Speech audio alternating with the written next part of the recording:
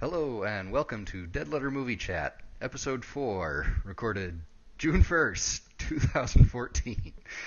I'm Woo! Tim, I'm Andrew. and today we're going to talk about the new Godzilla movie, directed by Gareth Edwards, hmm starring Aaron Taylor Johnson and Elizabeth Olsen and Bryan Cranston, Bryan and Cranston. a host of others. Okay. So I'll start out by saying that I'm actually kind of a fan of these movies. I wouldn't say I'm like one of those big kaiju guys, but I really like these things. They're a fun way to, you know, take up time. It's a great way to waste time, I guess is a good way to put it. So I own Godzilla on Blu-ray. I mean, I'm that much of a dork, and I don't know. I was a fan of this, and when I saw that it was going to happen and it didn't look stupid, I was pretty excited. The 1998 movie, I remember seeing in the theaters, and I remember even at how old was I? Even at like the age of 13, I was like, really, Yeah, really. um, so I don't know. So basically, it looked like it was going to be better than that, which was a really easy criteria, and yeah, that didn't so take a whole lot. yeah. And it looked like that it was going to be, a little grittier, maybe a little darker than usual. And I like the fact that Bryan Cranston was going to be in it and Ken Watanabe and yeah, Yeah, a so lot of fun to see him work. hmm so I get into the movie and I'm just waiting, gonna have a good time, and I did have a good time. It was exactly what you expect. I will admit I do kind of miss guy in suit Godzilla, but I also realize that that's silly because that would with the way that we have special effects now. Even though I love practical effects, a guy in a suit in this case would look stupid. It would, And it really it, would. But it that would. that said, I really loved the look of Big Green in this Yeah. movie. He looked a lot like the old guy in suit. Like Yeah, they if did a good job of that. if the guy in suit was a mock of something more realistic, this was the realistic look. Yeah. But his shape, his whole physique, it looked kind of like the guy in the rubber suit. Yeah. But he still looked really, really cool and imposing and intimidating. So Yeah. And that I was thought that was a lot of fun. yeah, And it was a they, lot of they fun. they didn't really overplay that. Didn't see too much of Godzilla himself in the hmm movie. So whenever he was actually on screen, it was something to really really enjoy. Indeed. And the film is fairly well made. The we've often Tim and I have like me and him have talked about this before. I don't know if we recorded this though, but me and him often talk about the Jaws thing, where less is more. And of course, the whole reason why that happened in Jaws is because the shark was malfunctioning. But whatever. And also didn't look that great. And didn't look good. Yeah. So in the case of this, they can make Godzilla look as good as they need to, and he does look good, as we said. One thing that I felt was sort of missing, and Tim apparently also felt similar about, is that we actually could have had more monster in this. We could have had just a little bit more Godzilla, and although I feel like that's true, another part of me feels like maybe it's not so much more Godzilla as it is less human. Um, Yeah. I felt like the movie could have been, I don't know, 10, 15 minutes shorter and would have felt a yeah. little bit tighter and more hmm tense. I mean, not that it wasn't tense for the duration. 'Cause Yeah. they really got that, holy crap, we are all totally screwed vibe. It was, hmm you could feel the weight of the Of whole situation. insignificance. Yeah. Yeah. So great job on that. Yeah. But I felt like it could have been just a little tighter, like it was spread just a bit too thin as far Indeed, as yeah. that went.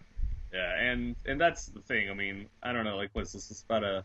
Do you have the runtime up for? Is it Is it about 100 minutes? I feel like it was about that long. Ah, it was this was like a 2 hour movie. It felt, yeah. And to be honest, like the Hang average on, Godzilla movie went about, let's see I, here. like, barely went over 90 minutes, I think. Yeah, well, Right. a lot of movies back in the day were. Oh yeah, it's a 2 hour. It's 123 minutes. Yeah, that didn't need to happen. Yeah, that was. Yeah. Yeah. I mean, So like, yeah, it's the same thing that I feel about horror films too. I mean, like horror films, like 88 minutes is the perfect amount of time for a horror film, and probably 90 minutes is probably the perfect amount of time for a giant monster movie. Um, Being a guy who grew up watching old monster movies, if you go any longer than that, things become a little bit more ludicrous. And it's always the humans that make it ludicrous. It's never the monster that makes you start to notice the seams and where the paint job isn't quite dry and things. Right. And then the script is always kind of lacking at that point too. I mean, like, oh, what are we gonna do? So in the case of this film, they do a fairly good job of making the humans interesting and that you kind of want to root for them. The lead guy, what's his name again, Tim? Aaron Taylor Johnson is the actor. Yeah, Aaron Taylor Johnson. He does a fine job in what he is. I mean, he's not what I would call the Raymond Burr equivalent of it. In the sense that he's like the lead human, yes, but he's not like Steve Martin was in the first movie, which was the name of Raymond Burr. I don't want people to think that, the jerk was in it or something. Right. And Steve Martin the character, not Steve Martin the comedian. Yeah. Anyway, so he does a fine job, though he does have this ability to get out of incredibly violent and terrible situations with his life, and it's almost James Bond worthy in its ridiculousness. And that's where it starts, where things spread thin. That's when you're like, this is a guy who is within feet of big giant, not quite a man in a suit monsters. Yeah. Half a dozen different times over the course of the movie, and somehow manages to not be dead, and then goes on to do something else utterly incredible. Yeah. And I understand, for the sake of story, it makes sense to have one guy do all that, because it definitely makes things easier to write. There's narrative thread there. Yeah, there's narrative thread there, but another part of me is like, we could have not done some stuff to make it move along and him not seem so ridiculously. I mean, like, I guess he's like Tom Cruise in those Mission Impossible movies. It's just... Yeah, a little bit. I mean, now, I know that's like, some people don't really care about that, and I'll be honest, I mean, I was going to a large monster, a big bunch of reptiles blowing stuff up and stomping on buildings movie, so my disbelief was fairly well suspended here. And I remember, and I saw this movie with my wife, and even she was like, God, can this guy maybe he should just stay put, because it just seems to keep happening to him. So, I don't know, that was one thing about the movie. Bryan Cranston does a really great performance, though, but he's Bryan Cranston. He could read a phone book and probably do it awesome. So, he's probably more like a Raymond Burr character if we were going to put, actual analogies together. But yeah. And I don't know, I thought he did a great job, and so did Ken Watanabe, it's always nice, like you said, it's always nice to see him in stuff, since he doesn't, I don't know, we haven't really seen him since Batman Begins, it feels. Yeah, not really. He was in Inception. He was in Inception, yeah, in Inception. Yeah, so. No, I had a good time. There were some plot holes here and there. Like there's one point where you've got some military personnel. They're investigating a radioactive waste disposal site, where they're keeping stuff, in storage. It's underground in a mountain, and things that they should have noticed going in that they just didn't. This would have been completely obvious, before they got anywhere close. So there were things like that stood out maybe a little more than in other big summer popcorn movies. Mm-hmm. But I can still overlook them. I enjoyed the movie. So and like we said, better than the '98 film, which was really just silly, and kind of disappointing from the writer, director, producer. The two guys who did that, they'd done some other stuff in the past that had been much better. Well, the thing is, ridiculousness is something that is actually very, is kind of a trope in Godzilla movies. And it kind of is, yeah. It came to be. It wasn't right at first. Yeah. It was a few movies in. About the time so I guess the time he meets Mothra is probably the last mostly serious one, and then it starts to just get silly from there. But they accept it and they go with it, and that was the thing that was kind of missing from the from Iguanazilla, was that it was incredibly ridiculous, and but it just didn't feel. It didn't feel like they. It felt like they were taking it too seriously for their own ridiculousness, which I get. I don't know. It Which I was guess, ridiculous, but they were being serious about the ridiculousness, and that which was kind perfect of for Jean Reno in that movie. yeah. 'Cause, yeah, he was fun, but he couldn't save Yeah. the movie. Couldn't save the movie. Which, in many ways, if you're serious about your ridiculous, it almost always equals suck in film form. I mean, like Yeah, if they had just decided to just like, well, if this doesn't need to make sense, let's just play up that it doesn't need to make sense, then we would have been, fine with it. yeah, But yeah. eh, I agree on that.